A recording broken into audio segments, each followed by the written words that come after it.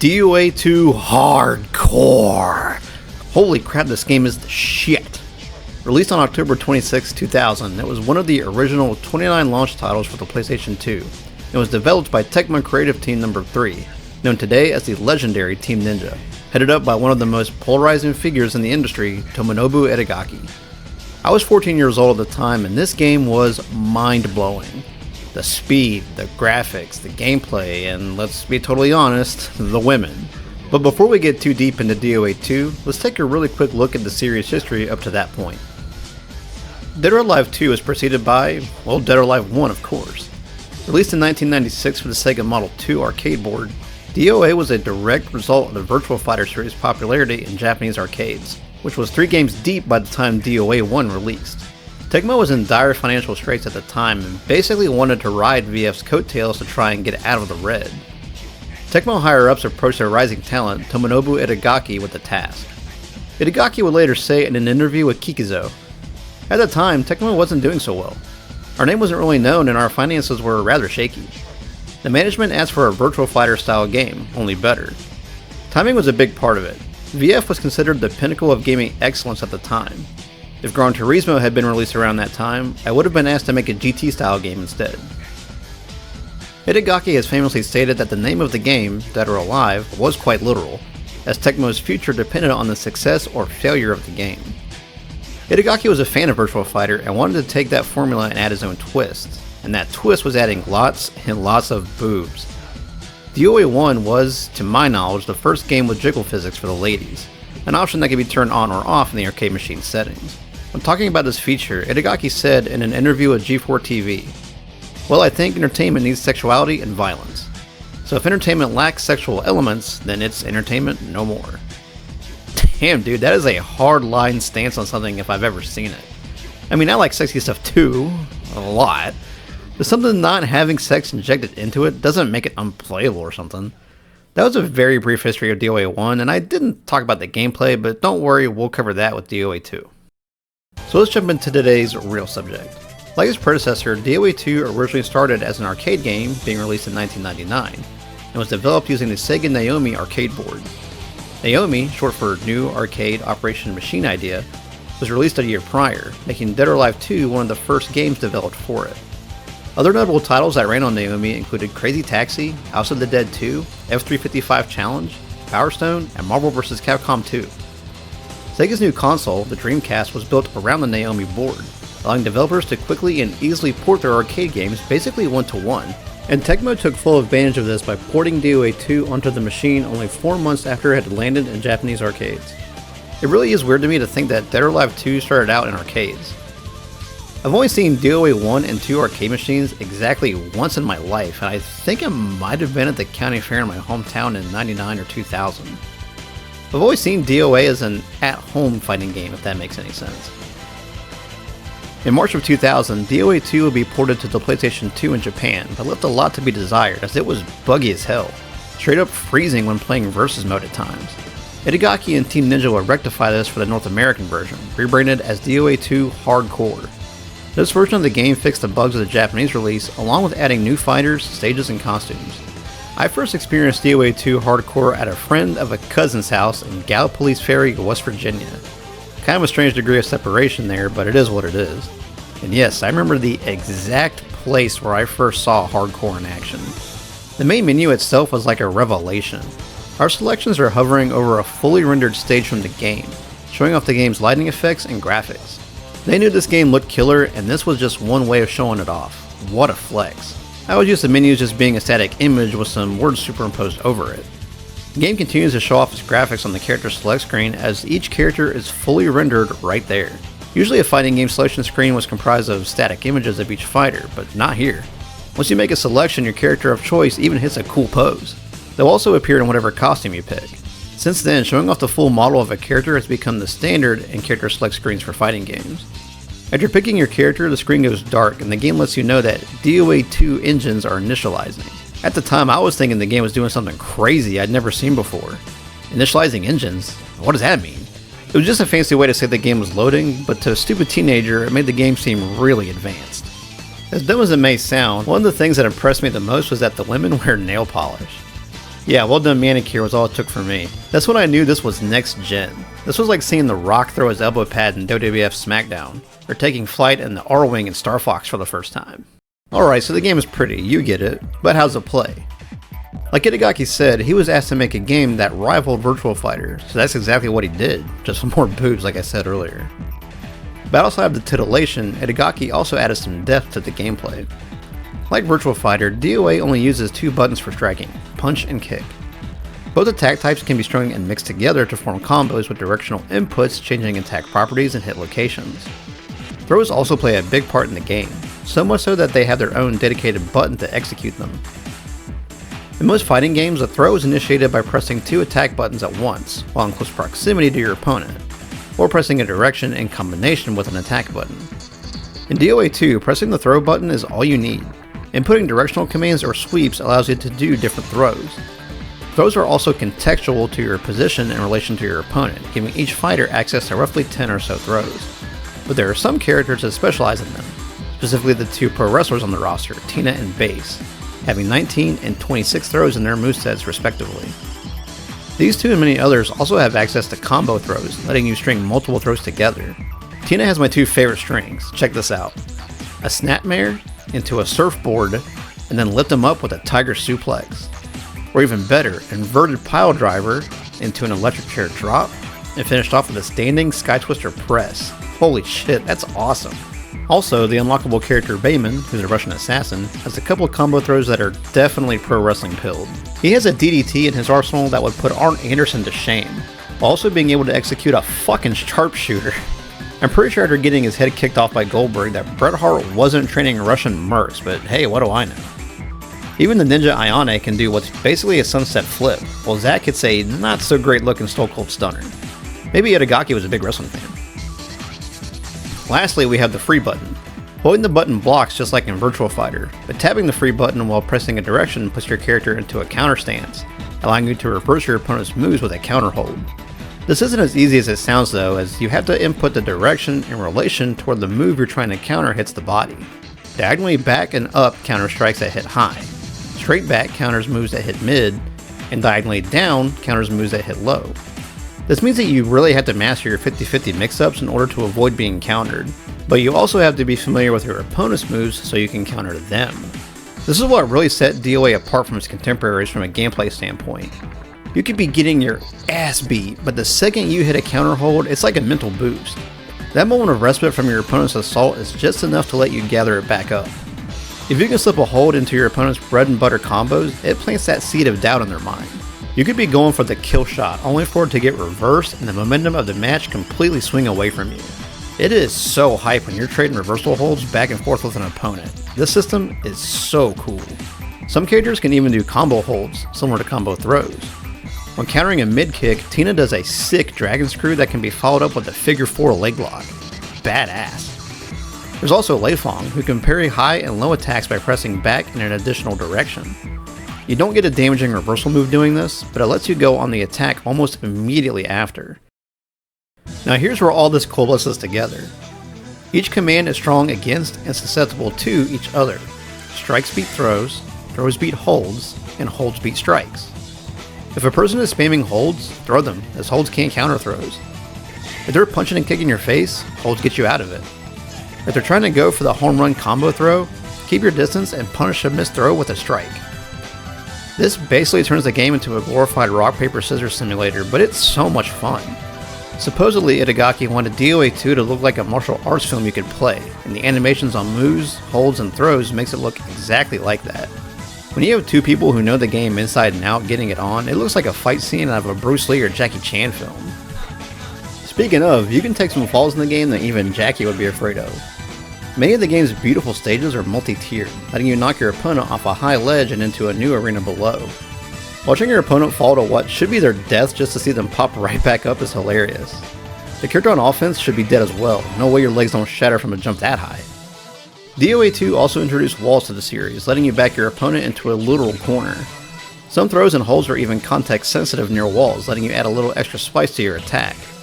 Certain stages have walls that will damage you further if you're knocked into them, like the explosive walls of the Danger Zone and the electrified fence around the platform in Death Valley. Using the free step mechanic is the key to positioning yourself around dangers in the combat zone. If you're close to going over the edge, or your back is about to be against a wall, shuffle your feet and get out of there. The game has 19 stages total, and each one looks amazing. I'm a huge mark for fighting game stages, so the more the better.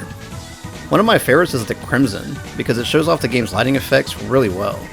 The rooftop is pretty open and gives you plenty of space to fight, but if the battle moves to the street below, it's a totally different story, as there's barely any room to maneuver down here. One of the coolest things about the multi-tier stages is that you can choose where the fight starts. Pressing square when picking a stage in Versus or Training mode moves the fight down to the lower tier instead of starting up at the top by default.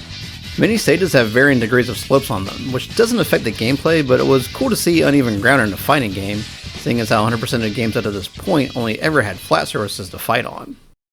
You may have noticed by now that up in the corner are the words UPS on. This is the user profile system. You can turn this feature on and off whenever you select a character for any game mode. This system tracks all your stats across every game mode, both single and multiplayer. It tracks how many times you've beaten story mode, your best time attack runs, survival mode scores, survival mode wins, usage percentage, hell, even the amount of steps you've taken in the game. If I had friends to play with, we'd even see our versus mode stats. Today this seems like nothing. Every modern fighting game has this stuff baked in, but back in the day this was new and advanced. The other cool thing is that you can have multiple UPS files on a single memory card. Or if your buddy down the street has the game, he can bring his memory card over and you can fight with your UPS profiles head to head, memory card versus memory card. We've gone over the graphics, the gameplay, and even the stages, so let's finally get into the batch of weirdos that makes up the game's roster.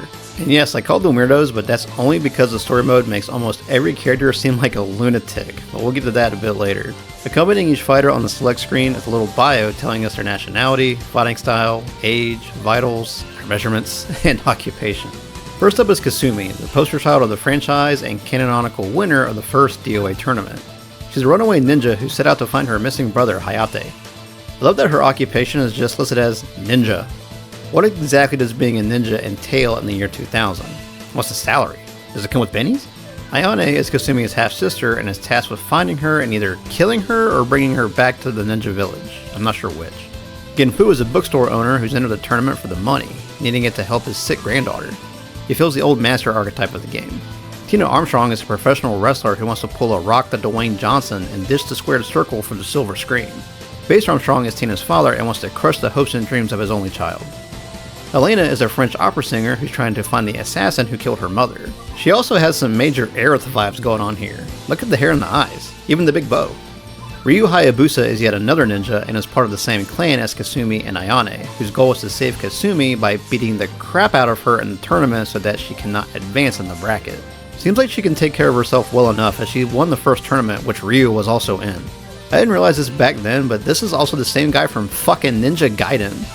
Now, I want you to put yourself back in the year 2000, because the 3D Ninja Gaiden reboot didn't happen until 2004. So the last Ninja Gaiden game released until the DOA series looked like this. Yeah, Ninja Gaiden on the Sega Master System in 1992. How was I supposed to figure out this is the same guy? It does help when you unlock his third costume, which is basically a 3D version of his sprite from the first NES game, but dude, I wasn't thinking about that back then. Also, he owns a curio shop, and I can't help but wonder if he has someone running it while he's off doing ninja stuff. Zack is an American disc jockey who wants to bang Tina. John Lee is the Bruce Lee clone of the game, and just wants to prove he's the baddest ass out there. Lei Fong wants to prove to John Lee that she is in fact the baddest of asses. Leon is an Italian mercenary who enters the tournament to fulfill the dying wish of his lover, who told him that she loved the strongest man in the world. And finally we have Ein, an amnesiac karate instructor. So do we learn any of this in the actual game? Not really. If you didn't read the instruction manual, then you're SOL, and even then you're pretty much in the dark. I do love how the manual tries to drop knowledge on us by explaining some of the martial arts scene in the game, what a shinobi is, and that a tengu is basically a Japanese goblin. It also gives some of the characters hilarious nicknames, such as Solitary Super Ninja, the Prima Donna of Revenge, Unhappy Father Pro Wrestler, Funky Muay Thai Dude, and kunoichi with murderous intent. Wow, cool. All these would be great intros for pro wrestlers. So let's get into the story mode. If you're expecting something like what we've seen in games like Injustice or the last few Mortal Kombats, you're gonna be disappointed. Each character's story is basically a glorified arcade ladder with a couple cutscenes thrown in here and there, most of which are strange as hell and add nothing to the actual story. Let's go through some of these one by one and you'll see exactly what I'm talking about. After Kasumi's first fight, we see, not Kasumi laughing maniacally, followed by real Kasumi confronting her. How dare you, swindler! When's the last time you heard the term swindler? The story also has the weird quirk of having her ending play after the credits, whereas everyone else's is played before the credits.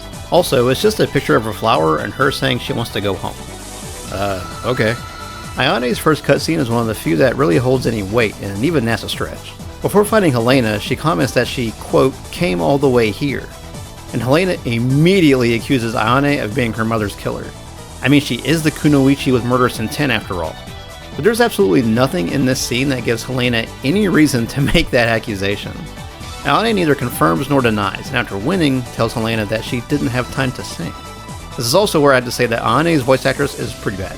Then after beating the final boss, she basically declares that she's a mountain goblin now while trying not to stare into the camera. Let's take a break real quick because we have to talk about the story mode boss, Tengu. He's a big winged demon sort of guy with a big nose. Tengu are spirits or gods in the Shinto belief, while in Buddhism they are considered to be evil demons, but this eventually changed into a sort of protector of Japanese mountains. This guy is cheap. Like any good fighting game boss, he reads your controller inputs and will block or counter almost any strike thrown his way. He also seems immune to some throws and has the only projectile attack in the game. While fighting him, the screen is blurry, and the lower your health gets, the blurrier the screen gets. Every attack you land on him though clears the screen up some. It doesn't make the fight harder or anything, it just makes it more annoying. This would be sort of a staple for DOA end bosses moving forward, as a lot of them from here on out would have some kind of camera trick to give them an edge. And I also have no idea why this guy is the final boss. So back to the story modes, and Genfu is next. Nothing too dumb happens here, he mostly just has meaningless conversations with other fighters, but his ending is insane. After beating Tengu, he says that legends tell of a Tengu's nose being able to cure any disease. He then reaches down and freeze frame. Look at this image. So what did he do? Did he just break that thing off? Did he put it in his pocket on the way home? And look how he's reaching for it. That's so awkward. In Tina's story mode, we see Bass coming across a poster of his little girl in an alley, and I love how he physically reacts to it. Later, she and Zack are paired up, and when he suggests that they kick it alone for a while, rather than fight, she tells him to look at his face in the mirror first. What did she mean by that? Is she saying that he's ugly, or is this, like, a race thing? I really hope it's not the latter. Zack basically recycles this same scene in his story mode when he fights Leon, telling him to check himself before he wrecks himself. Do you see the pattern here? All the cutscenes are super awkward and leave me with more questions than answers. Bass and Zack share a weird cutscene where Zack crawls up behind a prairie dog. Again, look at this image. He tells the cute little guy that, quote, you can be my Tina, before Bass shows up going apeshit just because a man said his daughter's name. What's his fucking problem? And what did Zack mean by telling the prairie dog it would be his Tina? Bro, did he want to fuck the... In Helena's story, we see her mother get shot to death, which leads me to believe that Ayane did not kill her since ninjas don't use guns. Later, she matches up with Ein and tells him that, quote, Project Epsilon was a failure, and that he's no longer under mind control.